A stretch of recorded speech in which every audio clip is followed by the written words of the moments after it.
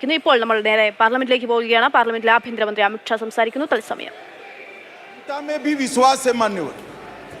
जनता में विश्वास इसलिए है कि देश के 60 करोड़ गरीबों को उनके जीवन में नई आशा का संचार अगर कोई एक प्रधानमंत्री और एक सरकार ने किया है तो नरेंद्र मोदी सरकार। मान्यवर, मैं डिटेल बात बाद में करता हूं। मैं भी देश भर में घूमता हूं, जनता के बीच में जाता हूं। मैंने जनता के साथ कई जगह से संवाद किया है। कहीं पर भी अविश्वास की आछी पतली झलक भी नहीं दिखाई पड़ती। मैं बताता हूं दादा, बंगाल का भी बताता हूं। मान्यवर, ये सरकार, मैं इस सदन के सामने आपके माध्यम से और इस सदन के माध्यम से पूरे देश की जनता को बताना चाहता हूं और धन्यवाद भी करना चाहता हूं। आजादी के बाद कोई एक सरकार और कोई एक नेता में जनता को सबसे ज्यादा विश्वास है तो ये नरेंद्र मोदी जी की सरकार। 2/3 बहुमत से दो बार एनडीए को चुना गया। पूर्ण बहुमत से दो बार भारतीय जनता पार्टी को चुना गया। 30 साल के बाद पहली बार पूर्ण बहुमत की स्थिर सरकार देने का काम ये देश की जनता ने लगातार 2 बार किया। और प्रधानमंत्री मान्यवर, ये प्रधानमंत्री ऐसे हैं जो आजादी के बाद देश में सबसे लोकप्रिय प्रधानमंत्री कोई है तो नरेंद्र मोदी। और ये मैं नहीं कहता, दुनिया भर के कई सर्वेक्षण कहते हैं आजादी के बाद सबसे ज्यादा एक भी छुट्टी लिए बगैर 24 घंटे में से 17 घंटे काम करने वाला कोई प्रधानमंत्री है तो नरेंद्र मोदी। मान्यवर, आजादी के बाद देश के हर राज्य में सबसे ज्यादा किलोमीटर और सबसे ज्यादा दिन प्रवास करने वाला कोई प्रधानमंत्री है तो नरेंद्र मोदी। मान्यवर, कोई सरकारें कई सालों तक चलती है।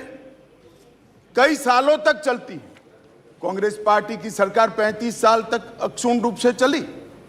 कई सालों तक चलते हैं, तब 2, 3, 4 निर्णय ऐसे होते हैं जिसको युगों तक याद किया जाता है। माननीय नरेंद्र मोदी सरकार 9 साल हुए, 9 साल में 50 से ज्यादा फैसले ऐसे हैं जो युगांतकारी फैसले हैं, जो इतिहास के अंदर स्वर्ण अक्षरों से मंडित। मान्यवर, आज 9 अगस्त का दिन है। 9 अगस्त के दिन महात्मा गांधी ने हमारे आजादी के आंदोलन के एक नए अध्याय की शुरुआत की थी। उन्होंने नारा दिया था, अंग्रेजों भारत छोड़ो, क्विट इंडिया का नारा दिया था। मोदी जी ने ये 9 साल के अंदर 2014 से 2023 में लगभग 9.5 साल में एक नए प्रकार का राजनीतिक युग का शुरुआत किया है। मान्यवर, लगभग 30 साल से इस देश की राजनीति भ्रष्टाचार, परिवारवाद और तुष्टीकरण के नासूर से ग्रसित रही। सारे के सारे जनादेश, कोई भी चुनावी विजय पराजय के आंकड़ों के एनालिसिस करने वाले पंडित सारे जय पराजय को देख ले।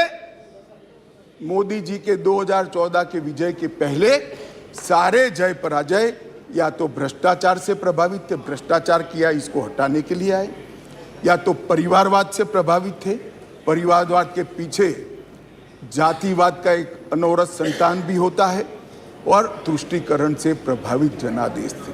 भारतीय लोकतंत्र को ये 3 नासूरों ने घेर लिया था।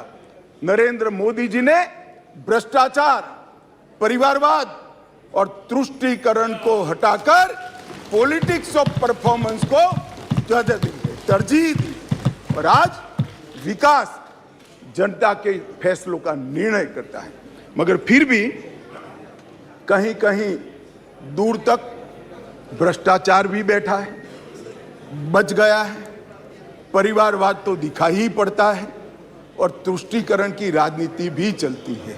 इसलिए मोदी जी ने आज नारा दिया है, भ्रष्टाचार क्विट इंडिया, परिवारवाद क्विट इंडिया, तुष्टीकरण क्विट इंडिया।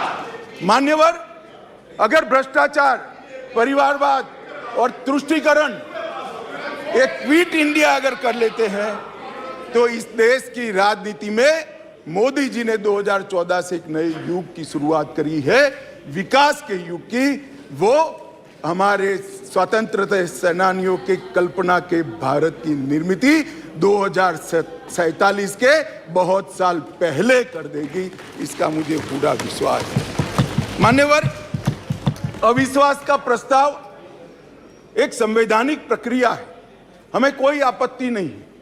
विपक्ष का उद्देश्य है कोई भी हो, विपक्ष का अधिकार है, अविश्वास का प्रस्ताव ले आते हैं। और मैं तो कई बार मानता हूं कि अविश्वास प्रस्ताव से पार्टियों के और गठबंधनों के चरित्र उजागर होते। कई बार अविश्वास प्रस्ताव आए, मैंने जैसे पहले कहा, मैं 3 अविश्वास प्रस्ताव का जिक्र करना जरूर चाहूंगा। 2 अविश्वास प्रस्ताव है यूपीए सरकार के खिलाफ, जो हम विपक्ष में थे तब लेकर आए थे, और एक अविश्वास प्रस्ताव एनडीए सरकार के खिलाफ था, जो यूपीए जब विपक्ष में थी तब लेकर।